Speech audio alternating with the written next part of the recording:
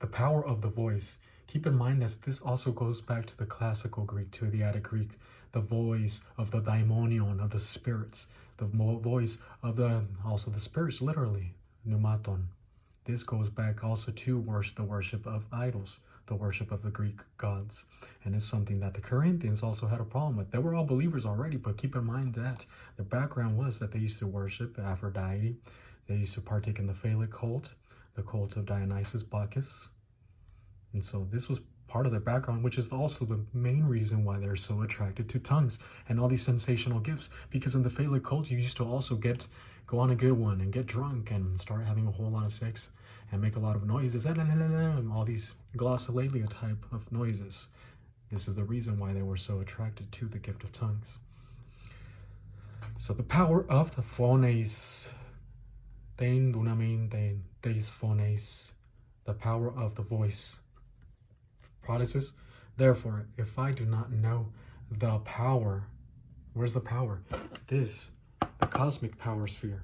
This is contrary to the divine power sphere. This is God's system, the divine power sphere. And the power is the filling of the Holy Spirit. But in Satan's kingdom, you are also in a power sphere. And this is the power, tein dunamin. This is the power of Satan. And if you remain too long in the cosmic system, cosmic 1 or cosmic 2, he will promote you. Just as in the end of the tribulation, or in the tribulation, he promoted the right man, which is the Antichrist, the beast, the leader of the Neo-SPQR, and he also promoted the second beast, which was the leader, the dictator of Israel. And so he waits for the right man to be there too long, to be receiving demon telepathy, to be in the classroom of Satan, receiving all these demon doctrines. And the right man will come along, and Satan will promote him. He does promote you in either cosmic 1 or cosmic 2. And this is power. A power much superior than we can ever have. Us humans, we cannot stand a chance against the fallen angels nor Satan. They are much more powerful than us. Therefore, we need to be in the power sphere, because if you try to do it in your own strength, you can't. If you try to do it in your own strength, you yourself are in the cosmic system to begin with. But in order for us to be able to withstand and to advance in the plan of God, we need a superior power than Satan's, and that is the divine dynasphere, the power sphere, the love complex. And that begins with gate 1, filling of the Holy Spirit. Gate 2, that is basic Christian modus operandi. This is where you begin to use the rebound technique. 1 John 1:9 more often. You begin to use faith rest technique, and you develop some sort of impersonal love, sensitivity towards people. Gate 3 is enforcing genuine humility, and you start responding more to grace. And this is virtue towards, let's put vir as a man, with virtue towards authority. So you add to the virtue. You begin with virtue, for the system prioritizes virtue. And then you add virtue, enforcing genuine humility. Then you gain doctrinal momentum. Then you're finally ready to cross that adulthood barrier. You finally arrive into spiritual self-esteem.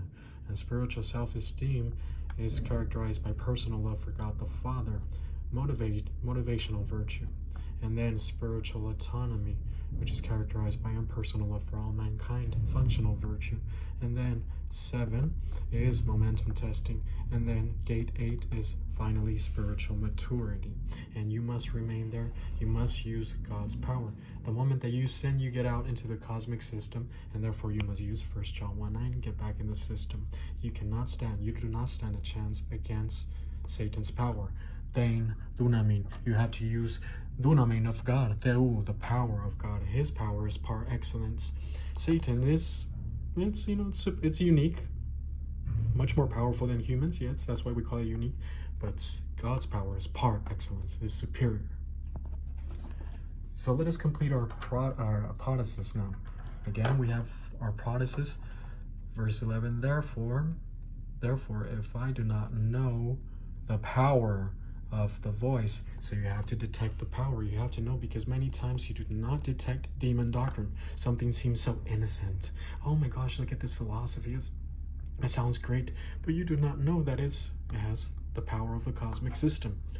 And if you do not have it, if you do not know that it's cosmic thought, demon doctrine, you will be an ignoramus towards it. You will be easy prey. here it is. The future active indicative of Amy. I will be. I will be. I shall be. I shall be. And then we have a dative, articular present active participle of la le'o. So with the article, we nominalize it, we substantivize it.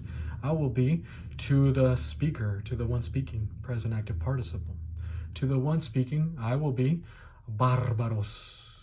That's where we get barbarian from. And what's a barbarian?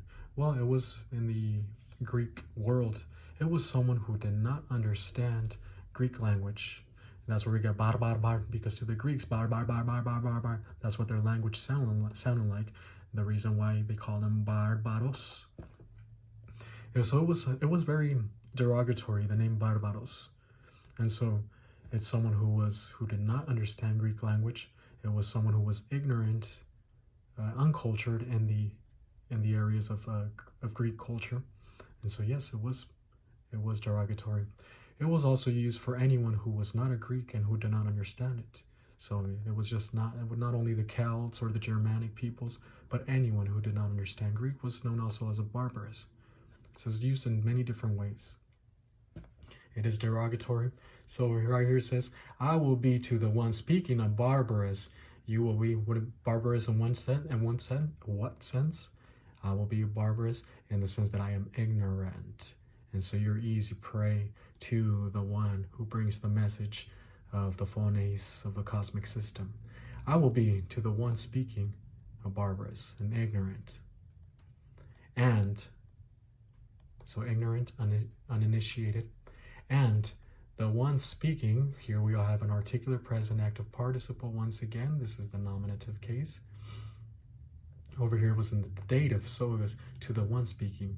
But over here is in the nominative. This produces the action of the verb. I will be to the one speaking. And the one speaking, we have no verb here again. So we supply the future tense in the third person plural. The one speaking will be, and then n plus dative, to me, will be to me, barbaros, again. So he will be a barbaros to me, someone whom you can not understand. And if we're consistent here with the topic, which is the cosmic system and the power, he will be someone whose intentions you do not know about. He could come to you with a sweet face, with a nice message, many times with high intellect, with nice elocution, and you do not know their intentions. And so barbaros is a pretty good analogy because you do not understand him. He is someone like that you do not understand. So you do not know the power of the voice of the cosmic system. You will be an ignoramus to him, and he will be someone to you, someone whom you do not understand.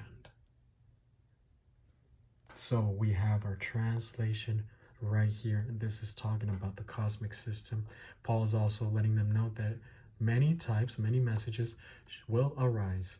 Let us complete our translation. Let us go over it.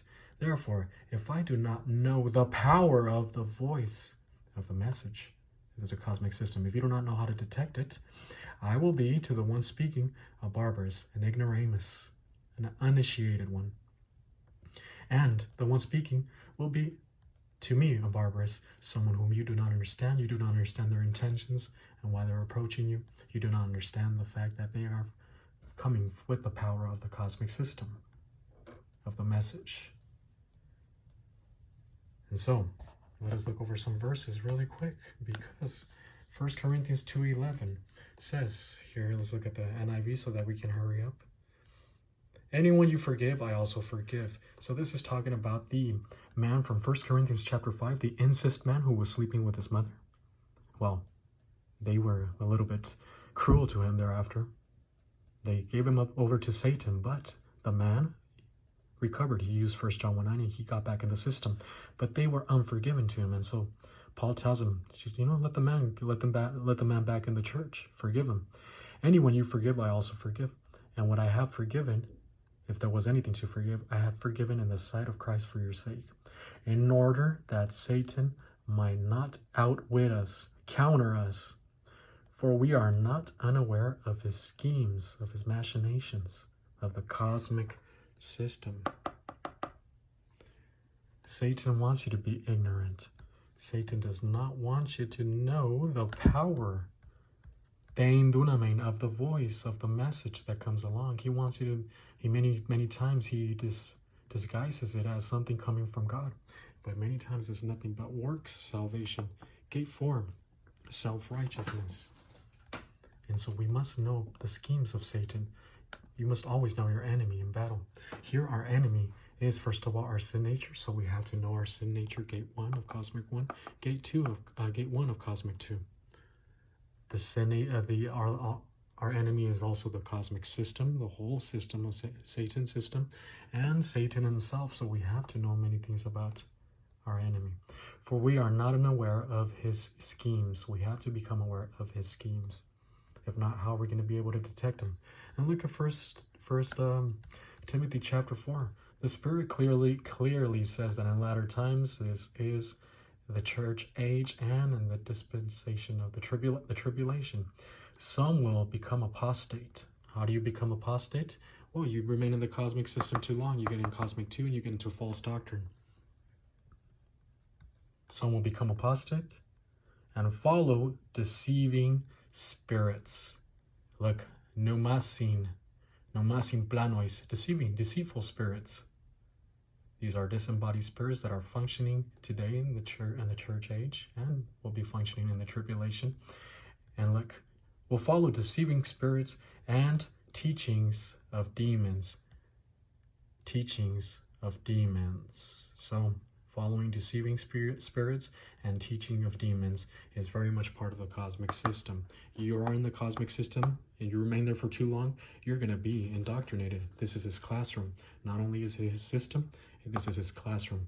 You remain there too long, you're going to have some demon thought transference, demon telepathy that will transfer your thought.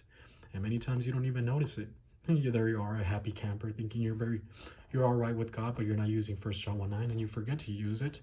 And as a result, remain there too long, there's gonna be a change. There's gonna be a personality change. So we must be aware of demon doctrine. We must be aware of the teachings. We must be aware of the power of the voice, the power of the message.